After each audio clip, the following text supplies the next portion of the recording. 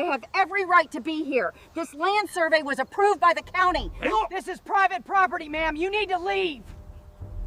You know, there's a specific kind of smile that sends a shiver down your spine. It's not the smile of a friend, or even a salesman trying to close a deal, but the tight, practiced, predatory smile of a bureaucrat who knows they have you cornered. That was the exact expression plastered on Brenda Vance's face when she showed up on my porch at 8 a.m. on a Saturday, holding a clipboard like a weapon and handing me a fine for $5,000. $5,000. She told me it was for illegal poaching and disturbing the peace, but what she didn't know, what she couldn't possibly have known, was that the piece of paper she just handed me wasn't a penalty. It was a declaration of war. And looking back now, sitting here on my back deck with a cold beer, listening to the actual quiet of the woods, I almost feel bad for her.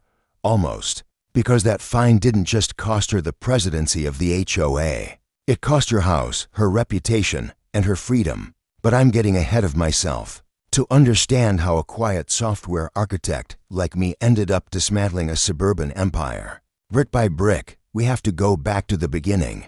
Back to when I thought moving to Whispering Pines was going to be the peaceful chapter of my life. I'm Jack Thorne. I spent 8 years in the Army, mostly looking at sand and trying not to get blown up, and then another decade staring at screens in a cramped cubicle in downtown Seattle. I'm a simple guy. I like my coffee black, my internet fast, and my neighbors at a comfortable distance. So when I found this place, a modern craftsman on a half-acre lot backed up against a dense, sprawling forest in western Washington, I thought I'd hit the jackpot. The realtor, a nervous guy named Steve, who sweat through his shirt during the walkthrough, told me the HOA fees were a bit steep, around $450 a quarter, but he promised it paid for world-class amenities and strict community standards. I should have asked what strict meant. The first 6 months were fine. I kept my head down, paid my dues, and worked from my home office. I noticed the HOA president, Brenda Vance, patrolling the streets in her white SUV, slowing down to stare at lawns like she was inspecting troops, but she ignored me, and I ignored her. Brenda was a piece of work, late 40s, hair sprayed into a helmet that could withstand a hurricane, and a personality that was equal parts sweet tea and arsenic. She ran the Whispering Pines Homeowners Association, not like a neighborhood group, but like a personal fiefdom. She had a clique, a little royal court of 3 or 4 women who walked the neighborhood every morning, noting down whose trash cans were out 10 minutes too long, or whose grass was a 1/4 inch too high. But my trouble didn't start with grass. It started with my grandfather's Winchester. See, growing up in Montana, hunting wasn't a sport. It was how you filled the freezer. It's quiet, it's focused, and it's a connection to the land that you just don't get buying shrink-wrapped beef at Costco. When I moved in, I noticed the woods behind our development went on for miles. I pulled the county plat maps force of habit from my Army days. Always know your terrain, and saw that the forest abutting our cul-de-sac wasn't whole land. It was an 80-acre tract owned by an old fellow named Silas Abernathy who, according to the records, lived in a nursing home down in Arizona. I tracked Silas down, sent him a polite letter, and we ended up talking on the phone for an hour. He was a great old guy, sharp as a tack but body failing him. He told me he hadn't seen that land in 15 years. "Son," he said, his voice crackling over the line, "if you want to thin out the deer population, be my guest. Just don't shoot toward the houses and close the gate if you find one." He mailed me a signed permission slip that same afternoon. I was legal, I was safe, and I was excited. That November morning was perfect. Cold, crisp, mist hanging in the Douglas firs. I was about a mile deep into Silas's property, sitting in a tree stand I'd hiked in before dawn. It was silent, that heavy, sacred silence of the deep woods. Around 9, a beautiful buck stepped out. I took the shot. It was clean, humane, instant. I climbed down to field dress the animal, feeling that rush of adrenaline and gratitude, when suddenly the silence shattered. Oh my God, he's killed it. He's a murderer. I spun around, knife in hand, which probably didn't help the optics to see Brenda Vance and her wellness walking club standing on a trail about 50 yards away. They were decked out in expensive athleisure wear, clutching water bottles. and looking at me like I was Jack the Ripper. Brenda was already fumbling for her phone, snapping pictures. "What do you think you are doing?" she shrieked, marching toward me, oblivious to the fact that she was interfering with a hunter. "This is a sanctuary. These are the community nature trails. You can't bring a weapon in here." I stood up, wiping my hands on a rag. "Brenda, calm down. This isn't community land. This is private property, and I have permission from the owner to be here. Don't you lie to me," she yelled, her face turning a blotchy red. "We have been hiking these trails for 12 years. This is Green Valley property. I am calling the police, and I am calling the board. You are going to regret this, you barbarian." She stormed off, her gaggle of followers clucking behind her, leaving me standing there with a deer and a sinking feeling in my gut. I knew I was right legally, but I also knew I had just kicked a hornet's nest. 3 days later, the fine arrived. $5,000, cited for discharge of a firearm within community limits, cruelty to local wildlife, and creating a public nuisance. I didn't pay it. Instead, I went to the monthly meeting. The community center was packed. It felt less like a meeting and more like a tribunal. Brenda sat at the head table, flanked by her husband, Todd, a guy who looked like he'd been deflated, and the treasurer, a nervous guy named Marcus. When I walked in, the room went quiet. I could feel the eyes on me. They'd already spun the narrative. I was the dangerous gun nut living on Elm Street. "Mr. Thorne," Brenda said, smiling that shark smile, "I see you've come to pay your fine. You can give the check to Marcus." "I'm not paying anything, Brenda," I said, keeping my voice low and steady. "I'm here to appeal. That fine is invalid. The incident took place on private property owned by Silas Abernathy, outside the jurisdiction of this HOA. Here is the map, and here is the permission slip." I slid the papers across the table. Brenda didn't even look at them. She just swept them aside with a manicured hand. "Mr. Thorne, you seem to be under a misconception," she said, her voice dripping with condescension, loud enough for the back row to hear. "It doesn't matter whose name is on some dusty deed. We have maintained those trails for a decade. We put in the benches. We put in the gravel. That makes it our land through usage. And our bylaws clearly prohibit weapons. The fine stands, and if you don't pay it in 30 days, we will put a lien on your house and we will foreclose. We don't want your kind here." The room erupted in murmurs. Some people looked uncomfortable, but most were nodding. They were terrified of her. She wielded that gavel like a weapon. I looked around the room, realized logic wasn't going to work here, and simply said, "We'll see about that." I walked out, but on my way, I grabbed a brochure from the welcome table. It was a glossy pamphlet titled "The Future Brenda Vance Nature Preserve." I flipped it open in my truck. It showed maps of Silas's land. It showed plans for a gazebo, a paved parking lot, and a massive stone entrance arch. And right there, in the fine print, it mentioned a special assessment levied on the residents to pay for the development, an acquisition of the park. My blood ran cold. They weren't just trespassing. They were planning to seize the land. They were treating Silas's property like it was already theirs. I called Silas the next morning. "Silas," I said, "did you know the HOA is planning to build a parking lot on your South 40? "They're what?" The old man sounded confused, then angry. "I never gave them permission to put so much as a birdhouse on my land. I've been paying the taxes on that dirt for 50 years. They're calling it the Brenda Vance Nature Preserve," I added, pouring gas on the fire. "The hell they are," Silas spat. "I'm 84 years old, Jack. I need money for my care, not headaches. I was going to leave it to my grandkids, but they don't want it." "You want it?" I paused. I checked my savings account. I had a nest egg from my Army severance and some stock options from the tech job. It was a lot of money, a frightening amount of money. But then I remembered Brenda's face when she threatened to foreclose on my home.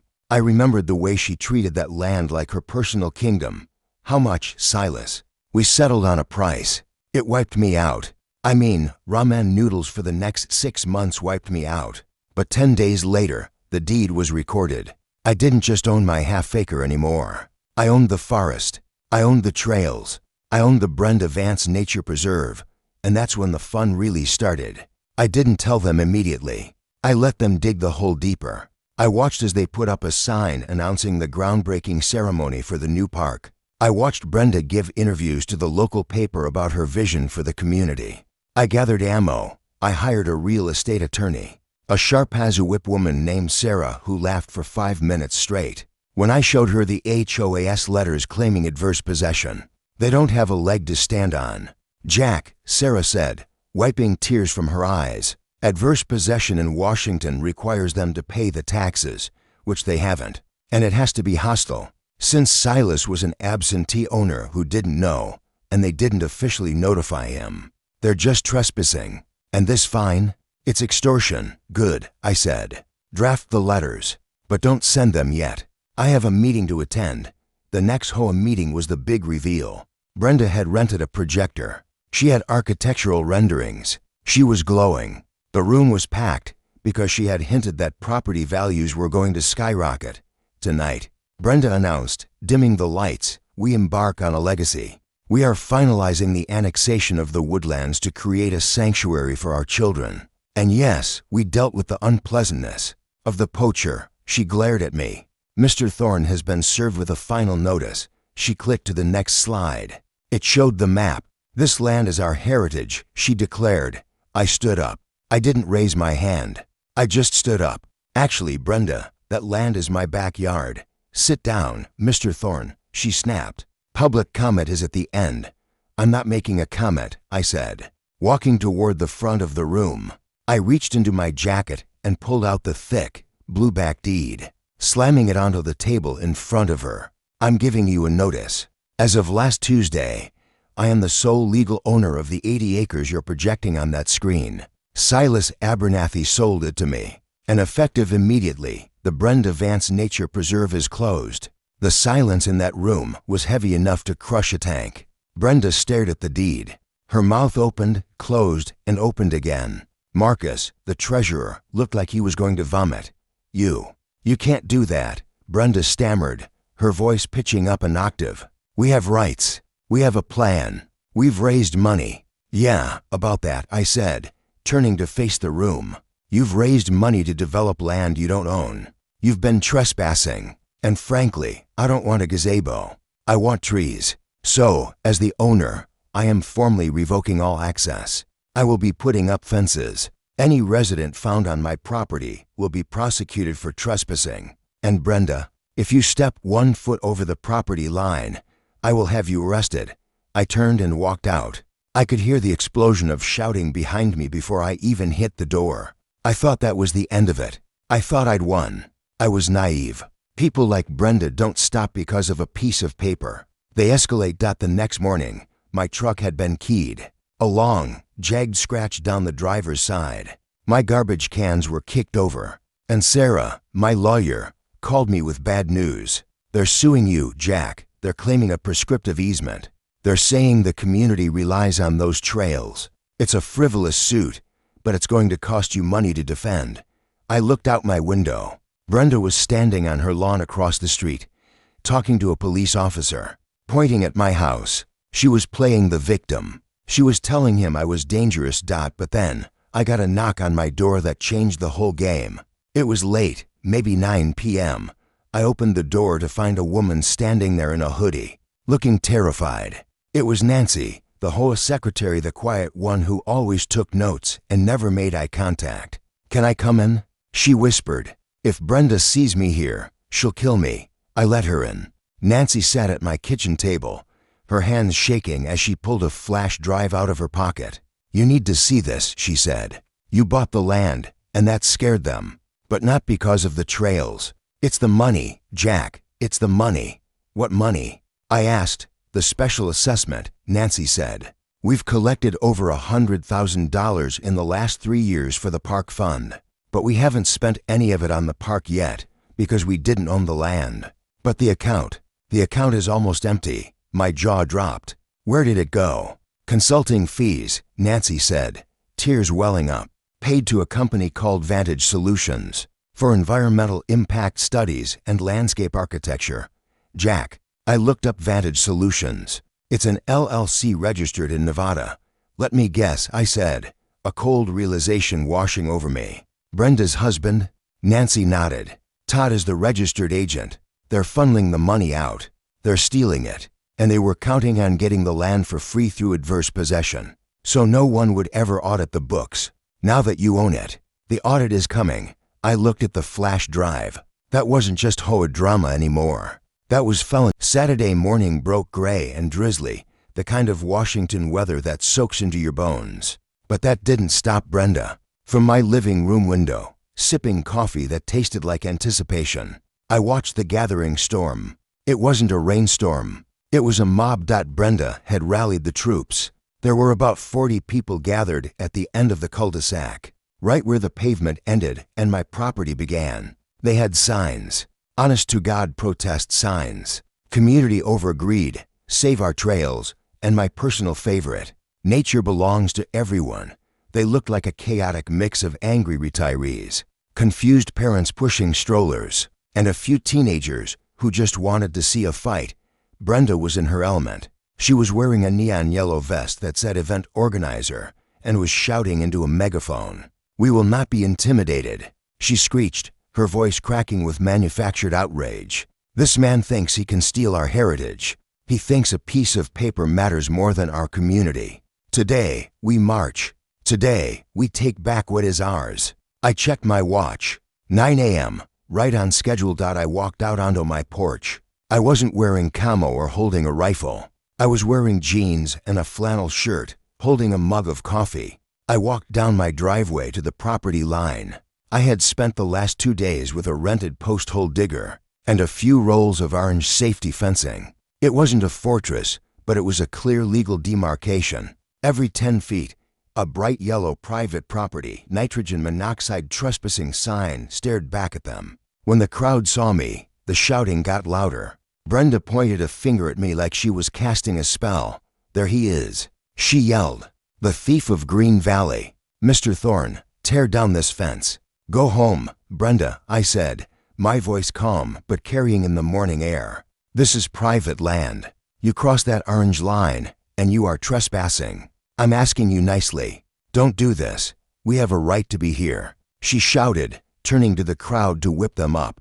"Are we going to let him stop us?" "No." The crowd roared back, though I noticed a few of the husbands looking at the nitrogen monoxide trespassing signs with hesitation. They knew the law, even if they were scared of Brenda. "Forward," Brenda commanded. She took the first step. She stepped over the orange fencing, crushing it into the mud. "Come on, follow me." About 20 people surged forward, following her onto my land. The rest stayed back, watching. Brenda marched about 20 yards in, looking triumphant. She turned back to sneer at me. "See, your fence means nothing. We are walking these trails." I didn't move. I didn't yell. I just pulled my phone out and pressed call. "Now," I said into the receiver. From the service road that ran along the side of the Forester Road, the HOA had conveniently forgotten about 3 sheriff's cruisers and an unmarked black sedan rolled in silently. They didn't use sirens. They just pulled up to the curb, blocking the cul-de-sac. The crowd went silent. Brenda froze, for deputies stepped out, looking serious. But the man who stepped out of the black sedan was the one who mattered. That was Detective Jim Miller, holding a thick file folder. He walked right past me, straight up to the property line. "Everyone stay right where you are," Jim shouted. "This is the county sheriff's department." Brenda's face lit up. She thought they were there for her. She came jogging back toward the line. "Officer, thank goodness. This man has illegally blocked our park. I want him cited for obstruction." Jim looked at her, then looked at the crowd on my land. "Ma'am, you and everyone behind you are currently trespassing on private property after being given a verbal warning. I suggest you step back onto the pavement immediately unless you want to spend the weekend." In a holding cell, the people behind Brenda scrambled back over the fence like scalded cats. Brenda stood her ground, her face turning purple. "You don't understand. I am the president of the HOA. I have rights." "Mrs. Vance," Jim said, his voice dropping to a low, hard tone. "I'm not here about the trespassing. That's just the appetizer." He opened the folder. "We have a warrant for your arrest, Mrs. Vance, and for your husband, Todd Vance, and for the treasurer, Marcus Webb. The color drained out of Brenda's face so fast I thought she was going to faint. Arrest? For what? Grand larceny, wire fraud, and embezzlement, Jim said. Loud enough for the whole neighborhood to hear. We have the bank records from Vantage Solutions. We know about the $112,000 you funneled into your husband's consulting firm. We have the testimony from your secretary, Nancy. A gasp went through the crowd. All heads turned to look at Nancy, who was standing at the back of the mob, looking terrifyingly pale, but holding her head high. That's a lie. Brenda shrieked. Nancy is a disgruntled employee. This is a conspiracy. We also have the invoices, Jim continued, relentless. Charging the community $6,000 for trail maintenance on land you didn't own. Charging for grand for wildlife surveys that were never conducted. It's all here, Brenda. Todd is already in custody. We picked him up at your house 10 minutes ago. Brenda looked around for support, but the crowd was backing away from her like she was radioactive. The people holding the community over greed signs suddenly looked very foolish. They realized who the greedy one actually was, Marcus Webb. Jim called out. Marcus, who had been trying to hide behind a stroller, whimpered. I just signed the checks. She told me to. She said it was legal. You can tell that to the judge, Jim said. He nodded to the deputies. Cuff him. Watching Brenda Vance get handcuffed in the middle of the street, wearing a neon vest that said event organizer, was an image I will carry with me to my grave. She was screaming, crying, threatening to sue the police, sue me, sue God himself. As they put her in the back of the cruiser, she locked eyes with me. You ruined everything. She screamed. This is my neighborhood. Not anymore, I said quietly.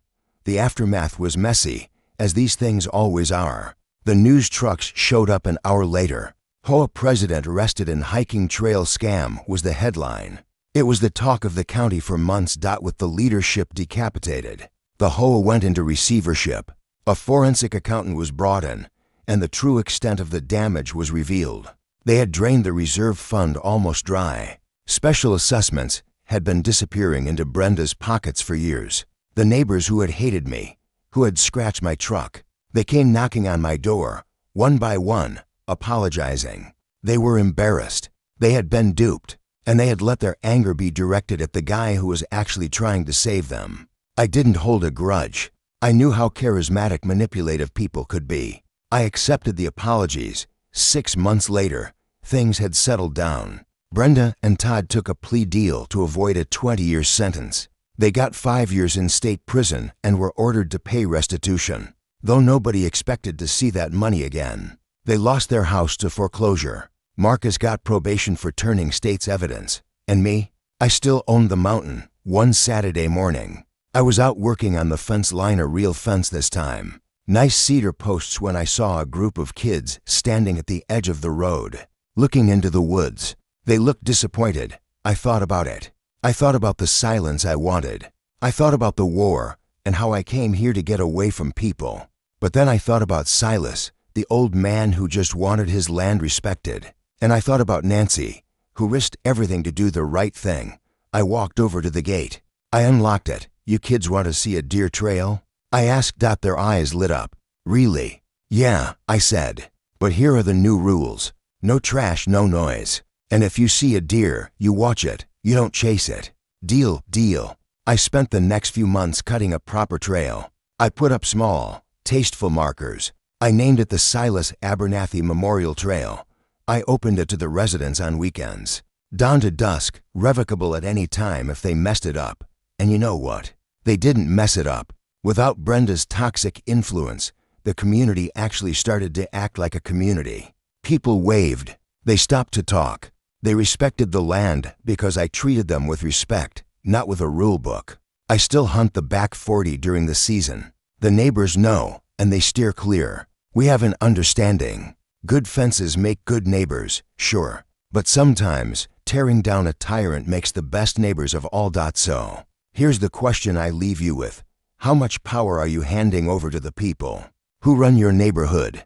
Are you checking the books, or are you just paying the fine because it's easier? Take a look, because you might be paying for a park that doesn't exist, on land they don't own. This is Jack Thorne, signing off from the mountain.